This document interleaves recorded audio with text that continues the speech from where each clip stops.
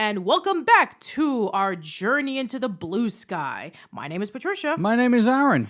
And today we're going to be discussing about our first sequel to a Blue Sky Studios film, which is Ice Age: The Meltdown, based off of the original film Ice Age. And I have to say that in terms of movies that we know of that have sequels, like, you know, Pixar has had the Toy Story films and The Incredibles and Finding Dory, and we have DreamWorks, which have the Shrek sequels and Puss in Boots and Madagascar and Kung Fu Panda and How to Train Your Dragon.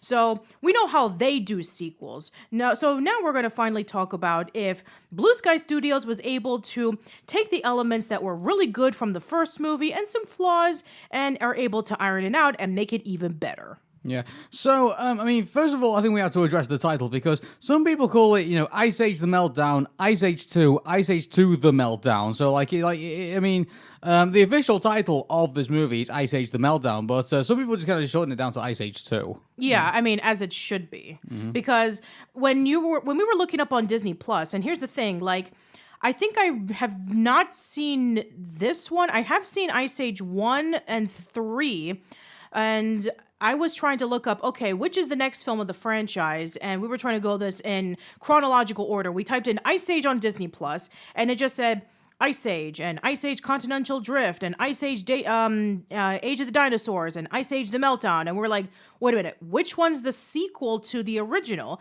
And we were clicking on it, and then it was like, okay, this one came out in 2009, and we're like, nope, that's definitely not it. And so then we finally found Ice Age: The Meltdown when we were doing Process of Elimination, when we knew that Robots came out in 2005, and this movie came out in 2006. Yeah. So, going in the storyline, Manny the Woolly Mammoth, Sid the Sloth, and Diego the Saber-Tooth Tiger, and the hapless prehistoric squirrel rat known as Scrat are still together and enjoying the perks of their now melting world. Manny is ready to start a family again, but nobody has seen another mammoth for a very long time. Manny thinks that he may be the last one. That is, until he miraculously finds Ellie, who is the only female mammoth left in the world. Their only problems, they can't stand each other, and Ellie somehow thinks that she's a possum. Ellie comes to some excess baggage in the form of two possum brothers, Crash and Eddie, a couple of daredevil pranksters, and cocky loudmouth troublemakers. Manny, Sid, Diego quickly learn that the warming climate has one major drawback, that the huge glacial dam holding off the ocean's water is about to break, threatening the entire valley. The only chance of survival lies at the other end of the valley, so our three heroes, along with Ellie, Crash, and Eddie, form the most unlikely family of any quote-unquote age as they embark on a mission on an ever-changing, increasingly dangerous landscape towards their salvation. So, it's kind of, looking at the very beginning of the movie, it's sort of kind of like, takes away sort of like the epic worldliness I think the Ice Age somewhat had, because we went through a lot of places around Ice Age, and to all of a sudden, to somehow be kind of like, stuck in like, this small kind of bowl, if you will, of like, not very much land to work with, from what I can see. Yeah, and I get what they were trying to do. It's like, okay, we know that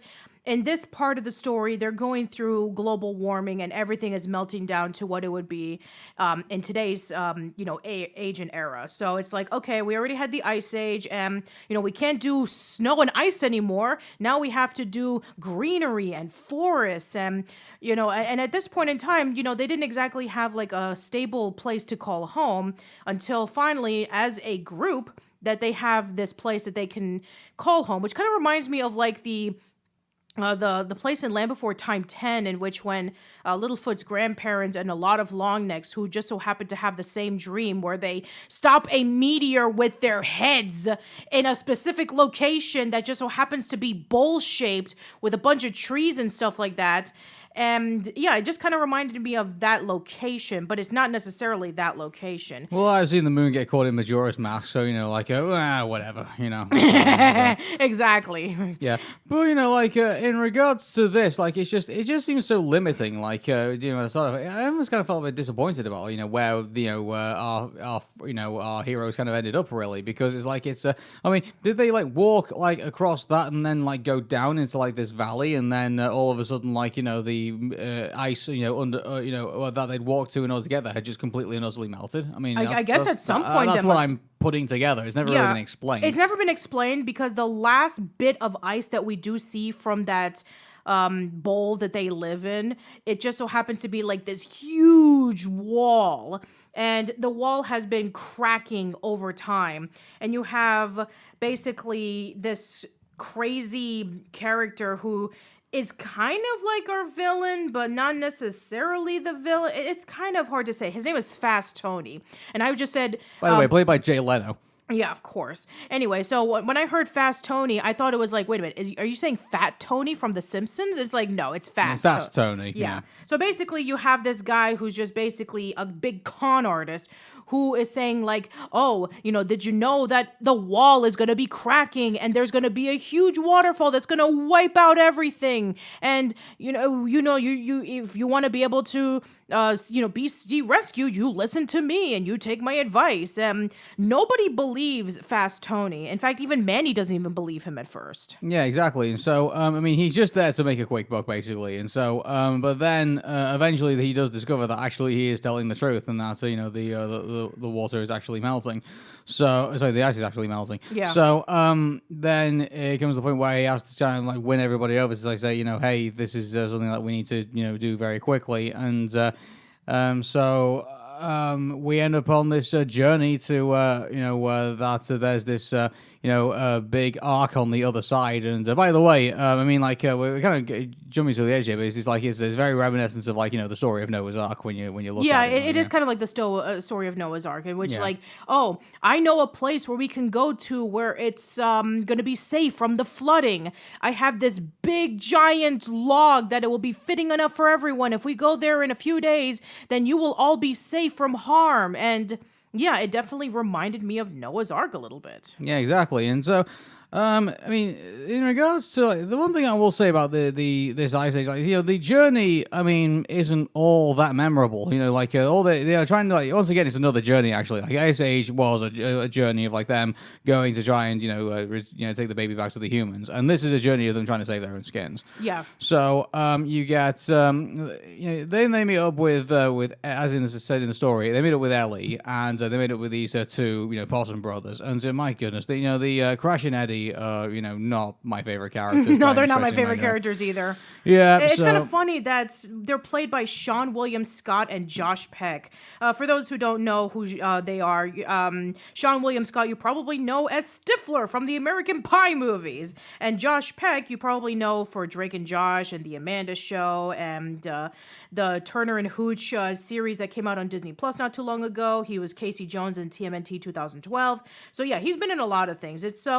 Yeah, Crash and Eddie are definitely like really annoying. It's like, oh, here we are reporting for duty, and they're like, duty, and you basically just have them like really just all over the place. It's like, I get that they're supposed to be brothers, and they're supposed to be like, oh, we're the goofy ones, and we're supposed to be the ones that are the comic relief. But wait a minute, I thought Sid was the comic relief. I know exactly. Like it's. I mean, they feel unnecessary to be added in. Really, like they just seem to be just distracting from the plot. Yeah, I mean, why can't you just have Ellie just be wandering around? I mean, I get what the point was, is that, she was an orphan and, she was raised by possums and she thinks that she is a possum because she's never seen her kind anywhere else. And so I get that part, but I mean, if we just cut Crash and Eddie off and we just made her like as her own individual, then maybe that could have worked. It's very similar to like Land Before Time. I think it was like 11 or 12. I think it was one of those where there was a character named Guido who doesn't know what he is. He's like a dinosaur that he himself has never seen before. Is he a flyer? Is he a long neck? Is he a triceratops? Is he a swimmer? Even though that he is a very strange looking dinosaur that does so happen to have wings. He actually teaches Petrie how to fly in a group because they have to pass some sort of test where they have to fly simultaneously in a group or else they'll fail. So yeah, there's a similar plot like this that happened like a few years later. I think maybe it was around the same time. I have to look up to see when that came out. Yeah. So, but in regards to Ellie, I mean, Ellie's played by Queen Latifah. Oh, yeah. And I think she does a very good performance. Yeah, I think that Queen Latifah, she's amazing at what she does. She's a great actress. She's a great singer. And yeah, she definitely just brings in the sass of Ellie. It kind of reminds me of Jada Pinkett Smith's portrayal as Gloria in the Madagascar films, in which she was really sassy too. Mm-hmm. And so, she's basically the reverse of Manny. Like, she's very outlooking and very outgoing, and Manny's kind of like clustered in like this big massive fur. I mean, it makes a lot of sense because both of their backstories, even though at the beginning they were kind of similar, in which they both lost their families at a very young age. The only difference is that she was raised by possums while Manny was alone. Yeah, exactly. So, but I mean, again, like I would just really appreciate it if it was just Ellie on her own, or like maybe they probably could have maybe included them like in the interim, maybe like and not have them on screen as much. But the fact that you had them like basically as supporting characters, Crash and Eddie, like I just nah. I just thought, I hated, but they also dated the movie quite a bit because they sang that, a line of the R. Kelly song as well. So, that's going to date the movie quite significantly. I believe I can fly. No, yeah. Oh, especially with for one of my school assignments for my journalism class, I had to watch the R. Kelly documentary, and oh my God, I was so filled with cringe. It was just like, you have these people in the beginning of the documentary talking about that song. It was so popular because of Space Jam that they would even sing it in church, and it was like all over the radio and stuff like that. And then you find out who he ended up being. Exactly, yeah. So, we go further forward in the. By the way, we are introduced to basically I think are somewhat our antagonists. I think in this movie, it's kind of funny because there's technically two antagonists. One is Fast Tony, who shows up on and off, and then the other one is like these two dinosaur alligators who also show up on and off. So basically it's like, okay, you have one section in which Fast Tony is like being manipulative, and then his sidekick Stu, by the way, who dies by being eaten by those dino alligators, is wow, that was dark. Mm-hmm. Almost as I would say, it's. I think you had to play up the threat. Yeah, so, I know, but still, it's like wow. And then yeah, to be quite honest, and then we have another. Oh yeah, that's right. There's technically three sets of villains because you have Fast Tony, who's like being the manipulator and the con artist. Then you have those dino alligators, and then you have the vultures. Well, the vultures were there just kind of follow them around and wait for some of them to die, and then they can eat some of them, I guess. And yeah, so, exactly. They were just. I don't know if you really can call them antagonists. I guess I don't know. There's not really an antagonist in this movie, unlike in the first one in which you know who the bad guy is. It's Soto, Diego, and the rest of the Sabretooths. But here it's like you go between Fast Tony, you go between the vultures, you go between the dino alligators. Other than them showing up from time to time, there's not really much of a conflict other than Manny and Ellie trying to build up their relationship and them trying to escape from the land right before the dam cracks and all the flooding happens within a few days. That's pretty much what it happens in terms of oh, we need to do this. This is our conflict for the most part. Yeah. One thing that's kind of annoying as well is that there's not much originality in this movie. Yes, the story in this. The story is kind of based on Noah's Ark a little bit. I guess trying to get into the go-boat before the flood comes in. Yeah. There's that, and then the vultures. Their big musical number is based off Oliver Twist. Yes, it is. It is Food Glorious Food, which is based off of the Oliver musical. Yeah, and which is their twist on funny enough. On Oliver Twist. So, Yeah, exactly. Even you couldn't laugh at that joke. Like, yeah. I mean, the moment that I heard it, I was like, wait a minute, that sounds familiar. And then when I heard them saying food, glorious food, I was like, wait a minute, this is from Oliver. So they're basically just copying off Oliver to sing this big song, which, by the way, is like their major one that's... Oh, by the way, cop car. Yeah, we're being... the police are trying to stop us from doing this podcast. You're either that or it's like, hey, originality, please. Wee you, come up with something original. Anyway, but that's not to say that you couldn't, like, put a song that came from a pre-existing property and, you know, put it somewhere else to, like, build up the story. I mean, you could if you do it right, but here it's like, oh, this is probably the only major time we're going to show up in this movie. Let's sing a song based off of a well-known musical. So, yeah, other than that, maybe seeing them a handful of times, they don't really come into the plot that much. Yeah. One thing that we have in the movie is Diego is afraid of water. And so, I guess it makes sense because, you know, saber-tooth tigers, he's a cat. But they don't really play this up. It's not like he has a fear of water, like maybe when he was a kid or something like that he drowned, unlike in Rugrats All Grown Up, in which, like, when we found out in the episode when they went camping that Tommy is afraid of water because when he was a kid, when he went camping with his grandpa and he was fishing, he stumbled into the water and he almost drowned, and then grandpa rescued him, and he had a fear of water ever since. There's not really a reason why Diego is afraid of water. It's just there because he's afraid of something. Exactly. And so, I mean, like, to be fair, like, you know, even when he has that fear, like, you know, seeing how deep the water is getting, like, in the finale, I think you can definitely feel the tension a little bit there. Oh, like, yeah, you know, for you sure. can definitely put yourself in his shoes, but, you know, he jumps in and then, like, it's almost like, you know, he spent most of the movie being afraid of it, but then all of a sudden, like, he just jumps in and, like, he almost suddenly he's, like, somewhat unnatural, pretty much in swimming. And so, you know, I guess... you know, it's kind of a dick move on Sid to say, like, oh yeah, all you know, young things, you know, learn by swimming in water, except for saber-tooth tigers, they don't. It's like, yeah, exactly. Even though he was kind of the one who taught Diego how to swim in the first place. It's like, you know, pounce and be sneaky, and then pounce and be sneaky, and then try to, wave your arms around like you're hunting and pouncing and stuff like that. So. Yeah, we do see that, and then it would play off like, kind of like similar to the icicles in the first movie. There is a bit of foreshadowing with that. So, I think that in terms of like the remaining story, it's just basically them trying to head over to the rendezvous point where they head over to the logs where everybody else is going right before the water starts coming in. And...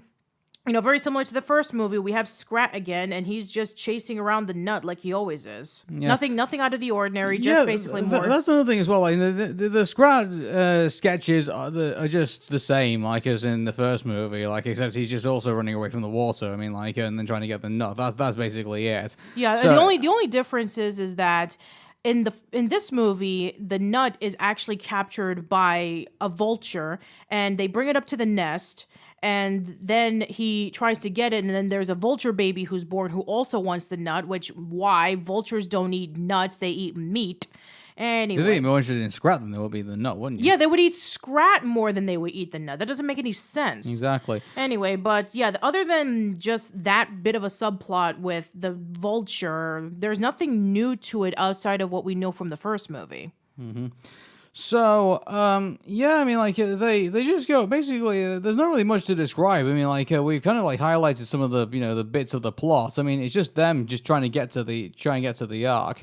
And then they have this bit where, you know, like, they're falling out over, like, you know, because they can't decide what's the best way going around the geysers, or actually going through the geysers, which, you know, Manny is doing. And so he decides that, you know, he's going to pound his way through the geysers, but then, you know, realize that, what was Ellie going to do? Yeah, I mean, there's also a really, really useless subplot with Sid, where he feels unappreciated. He feels like he's not part of the pack, and so he wants to separate and basically just go off on his own. And especially when Ellie comes into the picture, where he feels like he's irrelevant. Yeah. And then we have this really pointless subplot where he's greeted by a bunch of other slob sloths and they think of him as a god. And I'm like thinking, oh God, this is like an American Tale 5 Goes West all over again. Yeah, I completely forgot about that scene until you told me about it, and it is a pretty, now that I really think back about it, it's like I'm quite surprised because it doesn't really go anywhere. Like it's just, it just ends up kind of like just being a bit of the movie that isn't, and this is the thing, like it is, like this whole journey is full of things where it doesn't feel like it's all kind of like part of the plot.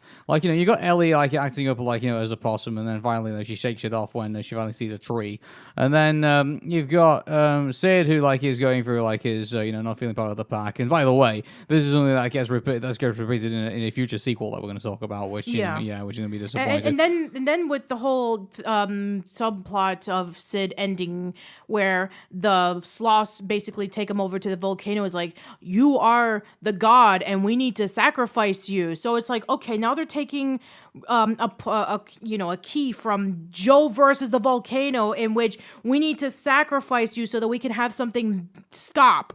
Okay, great. I'm just getting tired just thinking about this plot really. Like, I feel like, going from, start to finish of this movie, I feel like there's nothing gained except for the fact that, they all got on the, by the way, when they finally get to the Ark, and they finally get on the Ark, it's all for nothing anyway, because Scrat breaks the other side of the ice and lets all the water out, and then you find that there's more land on the other side. It's so, like, where was this the entire time? So all of this was a complete waste of time when you really think about it. Yeah. I mean, I guess some of the highlights I can think of was, the final act in which when Manny was trying to rescue Ellie, who's trapped in the cave, and you see the water rising and it starts building up that suspension intensity. But then you realize, like, toward the beginning in the first and second act, I'm at the beginning of the second act, where you have Ellie and Manny trying to see if they can be able to get along with each other. It's like, at first they have just no chemistry. And by the way, like, during that scene, how the antagonists, where they attack Manny during all of that, and then they die by being crushed under a rock, which, I'm like, why can't they just swim back from under it? I don't understand. Yeah. Like, if they ran into it and then, the rock suddenly, crushed them towards, the side. I mean, they couldn't show that, obviously, because it'd be a bit too gruesome, but, that bit didn't make all that much sense, really. And, it was. Yeah. Unfortunately, there's not really much to say. I mean, there's not much to report back on, really. It's like it's just a throwaway adventure for our Ace Age heroes. Like, take Toy Story 2, for example. Yeah. That's a superior sequel to that, because it makes use of the fact that this isn't like Buzz Lightyear's story now. This is Woody's story. So Woody is basically being expanded upon, what he's about and everything like that. Yeah. So and then the toys on trying to rescue him and showing how much he's Woody means to them. Exactly. Means to Andy. So I mean there's expansion there for the Toy Story. Yeah. In a way. I mean, this, the first movie I would say was about Manny. I think you could definitely say he was the main part. He was going through his, character evolution of getting over the fact that he's grieving the loss of his whole family, and then he's trying, feels an emotional bond with this baby, and he's the main driving force of the wanting to take the baby back to the humans, and trying to fend him off Diego, and having to drag Sid along for the ride and try and get him to be motivated for it.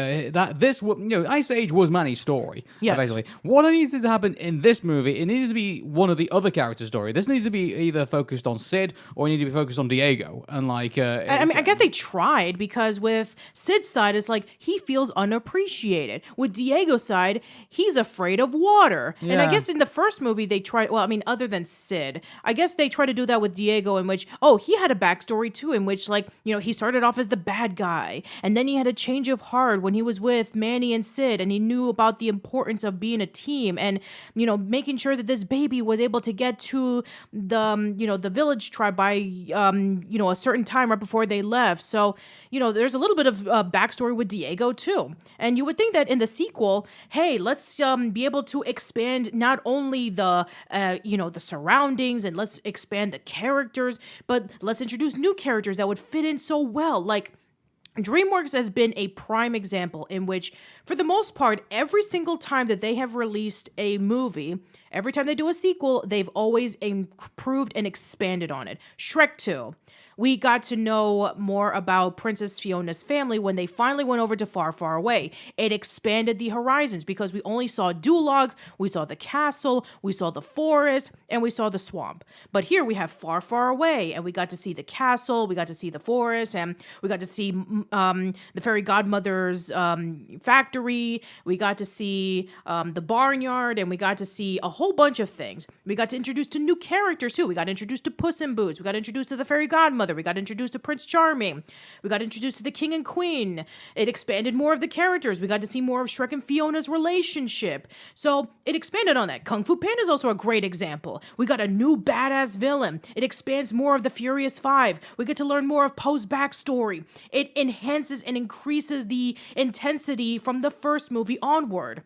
And How to Train Your Dragon 2 is a great example. You know, we get to see Hiccup finally becoming his own person. We get to finally meet up with Hiccup's mother. We get to know more information about the dragons, and it was able to expand on that. And yeah, I mean, it's true that stuff such as like Trolls 2 and Crude's A New Age wasn't exactly good. Yeah. But hey, there were some things about it that we said, hey, that might be just as good as the original. Like, for example, at least there was an attempt to expand what was going on. Well, Ice Age The Meltdown feels like it's condensed and like it doesn't feel as epic as the first movie. Yeah, I feel like this was kind of like an attempt of like striking while the iron is hot, like trying to recapture lightning in a bottle twice. It's like the first Ice Age movie was a success, and we see all of our other competition doing sequels, so let's try to do the same thing. Yeah, I just feel like, you know, with, I mean, the one thing I think, you know, if I had to write the Ice Age sequel, I probably wouldn't have, I would never have gone in this direction, I don't think. No, like, I wouldn't have either. Yeah,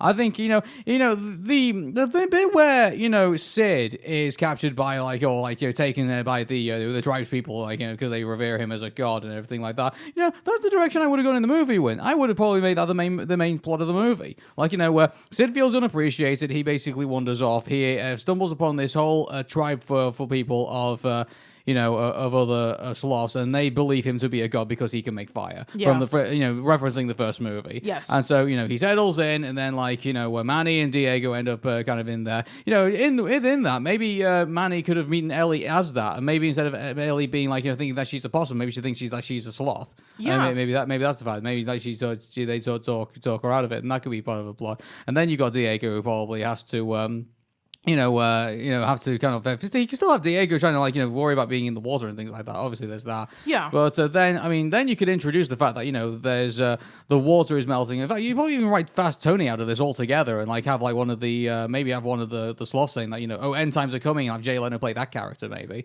Yeah. So you could have focused it. That's how I would have focused this around Sid. And I think that would have been far better than I think what we ended up with this whole retelling of the Noah's Ark and goodness knows what else, or Oliver Twist or whatever. Yeah, Oliver, Land Before Time. Yeah, exactly. Joe versus the volcano. Yeah, just I would have just made Sid. This is what I would have done with, at least how the direction I would have gone in with the Ice Age sequels. I would have Manny was the focus of the first one. Sid would have been the focus of the second one, and Diego would be the focus of the third movie. Yeah, well, that never happened. That never happened, but that's what they should have done, because then you would have been able to concentrate on a character and their evolution, make that the main thing. Yeah. And whereas in Ice Age 2, the Meltdown, it just melts down because obviously there's just too much going on. It's getting too concentrated, and it's getting concentrated into one thing, and it doesn't have the ability to breathe because it's just so tight. Exactly. It makes you wonder how on earth they fit the Scrat sketches into all of this, because there's just too much going on, and there's not enough for you to kind of focus on. If they were to just do the same thing over again, they should have just removed Scrat entirely. Yeah. Well, I mean, I wonder if remove Scrat. They could have done some funny things with Scrat. Maybe put him in the beginning of the movie, or maybe toward the end of the movie. It's where was Scrat the entire time? Oh, there he is. Yeah, exactly. So, the Scrat sketches I'm not necessarily, against, but I mean, these ones aren't as memorable as the first one, the ones in the first movie. Yeah. Exactly with that. But in regards to this movie, I mean, I think it's just going in the wrong direction. I think it's they should have gone in the direction of making Sid the main, making him the main plot point of all of this, and doing what they did with the with the sloth tribe and everything like that. People believe in the Armageddon and end times and stuff like that, and want to sacrifice Sid later on in the movie, and that would have been what they were building up to. things like that. It wouldn't have been like, I don't think I wouldn't have made it like, Road to El Dorado by any stretch of the imagination. I wouldn't have gone in that direction with it. But I would have definitely like played up the fact that Sid, needed his main story, and this probably would have been the opportunity to do it. Instead, they basically tried to make every character relevant, and instead they made them all irrelevant. When you really think exactly. about it, I mean, and also that adding in Crash and Eddie, and then adding in Ellie, and also adding in Fast Tony and the dino crocodiles, alligators, whatever, and then the vultures. It's just too much stuff going on. And then, we need to put Scrat in there because he was funny in the first movie. Yeah, exactly. So, and also some of the musical numbers I don't remember all that much, besides the the Food Glorious Food thing, and but there's nothing else really that I can recall that I feel like was important for me. To look back on, it was. I guess the one thing that was kind of like weird was what happened at the end of the movie, in which when Scrat dies, and he's like going into heaven and he's surrounded by nuts, and then finally we have Sid who gives him resuscitation, and he brings him back to life, and he's so pissed off at him that he saved his life, and it's like, wait a minute, doesn't this feel similar to what happened in Trolls 2? In which, like, you have that crazy sequence that happened, and then when they wake up, it's like, take me back! It's like, okay, I mean, I get it, but, be thankful that you're alive, bro. You're gonna be frozen in an ice cube for another 20,000 years. Yeah. Despite the fact that you and I don't think this movie is all that good. But I mean, I was looking at some of the reviews on IMDb, and actually some of the Ice Age fans actually do like this movie. Well, the reason why is because it only goes downhill from here. Yeah, exactly. But I mean, to be fair, there were a few lines that we thought were pretty funny. I mean, a lot of the snippy remarks from Manny and Diego were just as funny as ever. Yeah, I mean that was some of the dialogue between our main characters that actually was very good. Yeah, it just offset the fact that Crash and Eddie's dialogue was just awful. I know, it's so awful that it actually kind of it sticks there in your head, and you just you kind of feel like you can't concentrate on anything else. Yeah, you can't concentrate on the good stuff because it's surrounding all the bad stuff. Well, I mean, the problem is that it falls into the problem of you can't really concentrate on the good stuff because there's too much stuff currently going on, and you don't know where to really concentrate on. Well, at least it doesn't lose its focus on say the Croods movies, in which there's just too many stuff going on and not a lot of focus. Yeah, exactly. And so I think that's one thing it has over the Croods is that at least it's like small enough to say, okay, well, this is all that's going on, and it's just, I think one thing that Ice Age 2 The Meltdown, I think, is a bit scared of, I think, is notice there's not actually all that many slow moments in there. The only slow moments that I can recall are when Ellie is discovering herself again, and then, when Manny and Ellie, most of it's the slow moments in this movie are all wrapped around Manny and Ellie. They're only on Manny and Ellie. I mean, there's one moment with Sid where he feels unappreciated, but then after a while that just goes pretty quickly. But yeah, every time there's a slow moment, it's always with Manny and Ellie talking about you're a possum, and did you know that you're a mammoth? And we completely forgot about this too, is that at the end of the movie, when the whole flood thing is over, a whole group of mammoths just walk by. It's like, wait, where did they come from? Again. This is like the complaint that we said about Shrek Forever After, in which when Shrek finally is trying to fight off against Rumpelstiltskin, and then we have all of these ogres from this ogre army led by Fiona. It's like, wait a minute. Other than Shrek and Fiona, where have the other ogres been? Yeah, it's so, I just can't really wrap my head fully around everything that just transpired in Ice Age 2 The Meltdown, because it's just too much to really take in, and I can't really contemplate where I would basically concentrate which character I should really focus on, because the problem is that all the characters in here seem to try and get arcs. I mean, you got Ellie discovering that she's a mammoth again. You got Diego afraid of water. You got Sid feeling that he's not relevant. You got Manny trying to rush to get everybody over to the Ark, and then you've got Fast Tony trying to sell a book during the apocalypse. You got the vultures who are we're going on their own arc of like waiting for the animals to be able to be pecked off. Then you've got the crocodiles.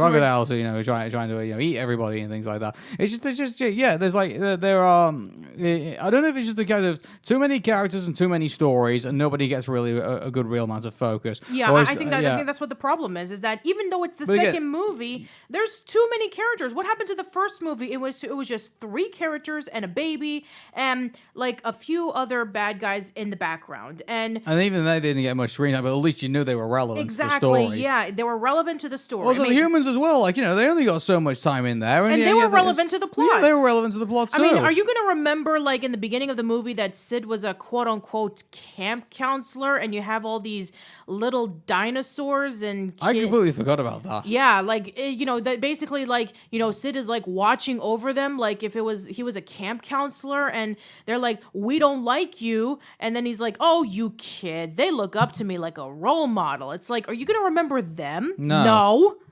Like, so, yeah, it's just that, again, they should have focused this whole story around Sid, in my opinion. Like, focus it all around one character, and then if you want to put in some arcs, then, go ahead with it. But I feel like this movie feels unfocused. It feels like it's going in completely, different directions. And by the way, they're only going in one direction. That's towards that freaking arc. Yeah, exactly. There's too many arcs going towards the arc.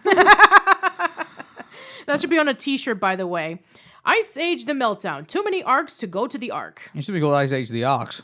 There you go. The arc's down. The arc's down under. Anyway, my brain's melting at the moment. So okay, let's just conclude it right here. So I mean, looking at this, like, to be fair though, like this movie did do pretty well. It did $660 million at the box office. Yeah, so it basically made more than double than Robots. Well, I mean, like, think about it. Like, this is a sequel to a very popular movie that got a lot of shouting about, the very beginning, saying, oh, hey, look at the studio called Blue Sky. Look at what they're doing. Oh, hey, they're doing a sequel to the movie that, put them on the map. Everyone's going to be really interested in that. Look at the amount of attention that Toy Story 2 got. Yeah, and look at what Shrek 2 did. Exactly, yeah. And, I mean, there's a little bit of that going on for, like, the second Avatar movie, obviously because, the James Cameron movie. So, like, there's a little bit of that going on because, like, oh, hey, look how amazing Avatar first looked, and now here comes the sequel. Yeah, and right now it's like, what is the highest grossing movie at the moment? Yeah, it's still it's kind of like in between Avatar and Endgame. They're kind of like fighting off against each other. So exactly, yeah. So, but again, like it's up there at the top, and so like a highly anticipated movie that's took place like more than a decade ago, I think was it? I'm trying to remember. And now finally they're making the sequel, and it's like, oh, everyone's gaining up for it because they've seen the movie. It's the same thing for like Ice Age 2. Like oh, hey, they made this really cool Ice Age movie that was a really funny movie, and which basically got Blue Sky all the attention that it's getting now. And like, oh, hey, we're making the sequel. It's like, oh, hey, here we go. Mm-hmm. Everyone's going to get excited for it because they've seen the first one and they all thought it was really good. And I would really like to know all the Ice Age people who liked the first Ice Age movie, like, how did they feel about the second one? I think they feel the same way that we feel, in which, like, it's not as good as the first movie. Well, it depends who you ask, really, because everyone on if you're on Rotten Tomatoes, you're saying 57%. If you're on IMDb, you say 6.8%, and if you're on Amazon, you're saying 4.4 out of 5. So it's still mixed, I think, amongst all the fans. I think there's some people who do not like it, but then other people do like it too. Mm-hmm. So I think it's a mixed bag kind of thing. I think from the looks of it. All right, then. But, yeah, I would say at the end of the day, the first movie is still the best one so far. Yeah. Right then, so I think I don't think we've got anything else to really say about Ice Age 2. I mean, sorry that it's not as, as big as, like, some of the other episodes that we've done, but, we've really not got much to say about it. It's just, it's a disappointing sequel, in our opinion. I was really looking forward to this movie, especially since I've never seen it, and... yeah, unfortunately, it just let me down. And I mean, it just really just speaks in volume about the quality of Blue Sky, in which hey, you have DreamWorks and you have Pixar who are able to take their first installment and are able to look upon the flaws and remove it and are able to get the good stuff and enhance it. So yeah, this doesn't speak very well if we talk about another sequel to another one of their movies. I would like people to be honest with me about this. If you had a choice between Toy Story 2, Shrek 2, and Ice Age the Meltdown, which one are you going to pick first? And I guarantee you it's either going to be Shrek 2 or it's going to be Toy Story 2. Yeah, it isn't going to be Ice Age. No, it's not. It's not going to be Ice Age the Meltdown. So... Yeah, at the end of the day, just watch the first movie and you'll be able to pretty much get the same thing that you would get if you were watching the Meltdown, except a better story, more focus on the characters, more emotional moments, and more humor. And I mean, sure, I would say that the one thing that is an improvement over the first movie is that the animation is slightly better. Yeah, it is, yeah, but I mean, like, that should come naturally, I think. Exactly, that should come naturally. But yeah, I would say anything that you were expecting for Ice Age The Meltdown in terms of improvements, sadly, you're not going to get that. Okay. Well, what's our next movie going to be in Journey to the Blue Sky? All right, then. So we're going to be talking about the first animated adaptation based off of a Dr. Seuss book. I mean, not counting like How the Grinch Stole Christmas or The Lorax. We're talking about Horton Hears a Who.